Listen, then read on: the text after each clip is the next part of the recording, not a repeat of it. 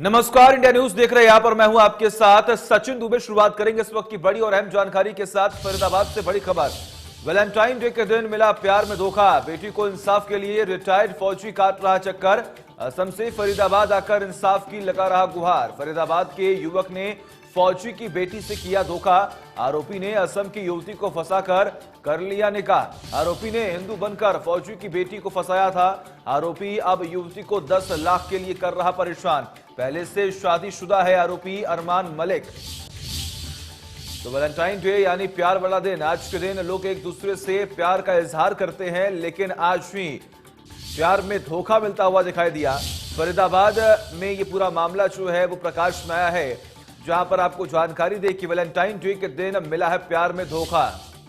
तो Valentine day यानी प्यार वाला दिन। आज के दिन लोग एक दूसरे से प्यार का इजहार कर रहे हैं, लेकिन फरीदाबाद में आज एक जला देने वाली वारदात सामने आई। दरअसल फरीदाबाद के एसजीएम नगर के रहने वाले अरमान मलिक नाम के युवक ने असम की रहने वाली एक युवती को 2017 में फेसबुक के जरिए अपने जाल में फंसाया और फिर झूठ बोलकर 2019 में उसके साथ निकाह कर लिया, जिसके बाद युवक ने युवती से दहेज के लिए मारपीट की और करीब 10 लाख रुपए की मांग करने लगा। युवती के पिता आर्मी से रिटायर्ड है, जिन्होंने देश की सेवा में अपने दोनों हाथ एक बम ब्लास्ट के दौरान गवा दिए थे। आज उसी रिटायर्ड फौजी को अपनी बेटी के लिए इंसाफ को करीब 4000 किलोमीटर दूर असम से फरीदाबाद के चक्कर लगाने पड़ रही हैं।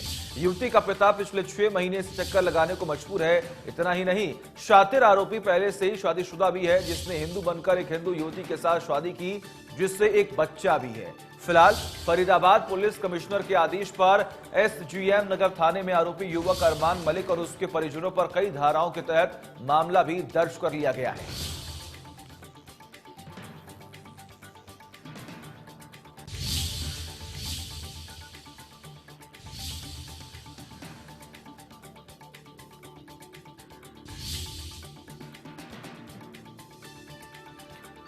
तो ये बड़ी खबर, अहम जानकारी हम आपको बता रहे हैं। आरोपी ने असम की युवती को फंसाकर उससे निकाह भी कर लिया। अब लगभग 4000 किलोमीटर दूर आकर फरीदाबाद में युवती का पिता अब गुहार लगा रहा है। 10 लाख रुपया लाओ, नहीं तो यहाँ पे मत, जान से मार डालूंगा, ऐसे बोला उसके घर वाले ने।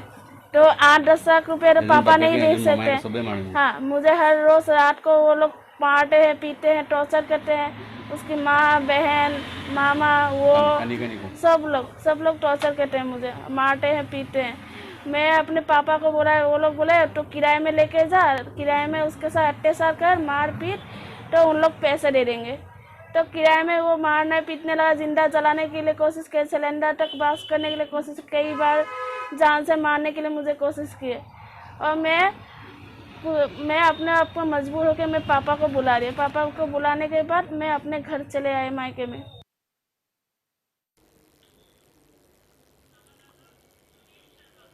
तमाम जानकारी के लिए हमारे साथ हमारे सहयोगी सुदीप जुड़े हुए हैं। सुदीप, फिलहाल क्या कुछ अपडेट है इस पूरे मामले को लेकर? क्योंकि देखिए 4000 किलोमीटर तक पहुंचकर अगर अब इंसाफ की गुहार लगाई जा रही है तो इंसाफ मिलना भी चाहिए।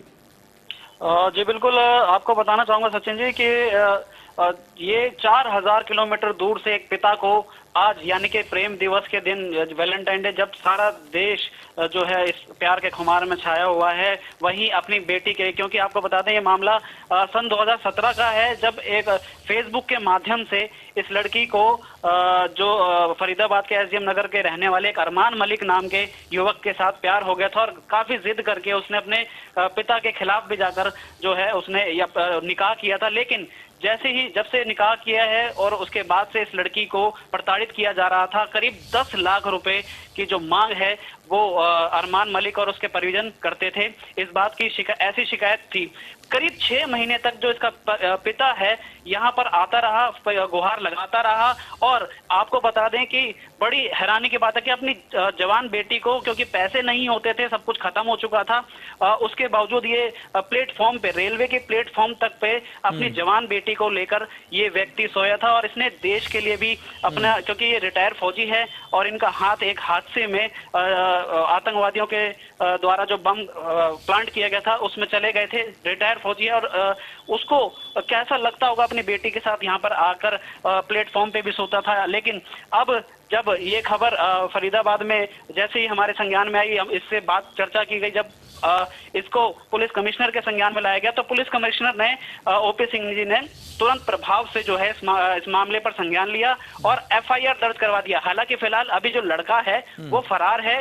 वहीं अभी लड़के की माता को जो है, मां को अपने पास पुलिस ने बिठाया हुआ है ताकि लड़के की को जल्द से जल्द पकड़ा जा सके। वहीं लड़की का और पिता का कहना है कि जब तक वह इनको सलाखों के पीछे नहीं देखेंगे, इनको धोखा देने वालों को इनके पीछे नहीं, बिल्कुल कार्रवाई होनी भी चाहिए, क्योंकि देखिए एक तरफ लगातार सरकार जो है वो इन तमाम मामलों को अब बड़ी सक्रियता से ले रही है और उनका भी ये कहना है कार्रवाई होनी चाहिए। लेकिन ऐसे में अगर हम बात करें तो जो आरोपी है उनके परिवार की तरफ से अभी तक क्या कुछ खुलासे किए गए हैं?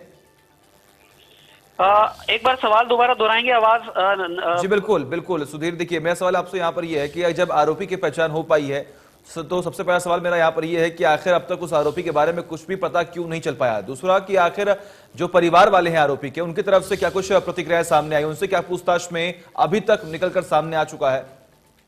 अभी तक जो है जो परिवार वाले हैं वो जो ससुराल पक्ष है वो अभी तक सामने नहीं आया है। हालांकि जो लड़का है अरमान मलिक, जिसने फेसबुक के माध्यम से लड़की को प्यार के जाल में फंसाया और फिर उसका जो मकसद था पैसा लेना, पैसा वसूल करना इसके पिता से, इसके पिता ने 1 लाख कई जो उसके हिसाब से हुआ उसने पैसे अपने दुकान बेचकर भी दिए।